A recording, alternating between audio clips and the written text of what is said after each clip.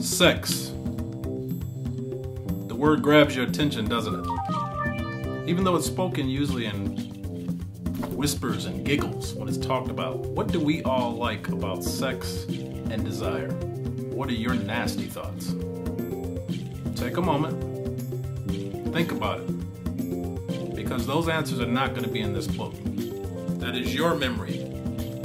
Your right now. Your imagination.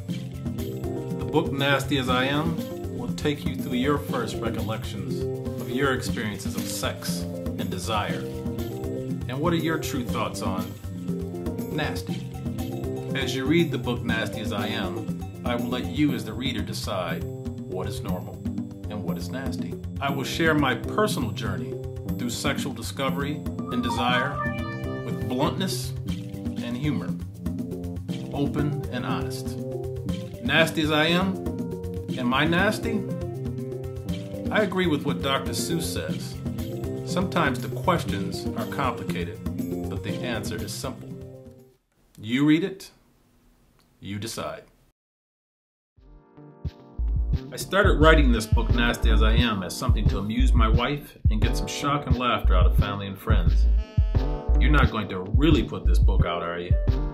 But over time it transformed into something larger, something personal. It's fascinating and perhaps shocking how early the thoughts of sex enter your conscious. Perhaps its premise was written long ago. I'm a middle child of a family of 5 raised in the Midwest. Sex was not talked about openly, but there was always curiosity despite any parental direction. My father stood silent on the matter, and my mother only offered 2 bits of sage advice. Don't let the little head do the thinking for the big one. And remember, all it can do is point, so make sure your brain is engaged before you follow your penis. These 2 timeless gems are better than anything you could find at the time out of a scholastic teaching guide. Advice. 2 older brothers, 2 younger sisters, miscellaneous cousins and friends. I found my way, and isn't experience the best teacher? When you write a book called Nasty as I Am, you expect to raise a few eyebrows. What are people going to think of you? What are people going to say? What is your family going to think? Duh, I'm nasty. Seriously, I have an open mind about real discussion about sex and desires.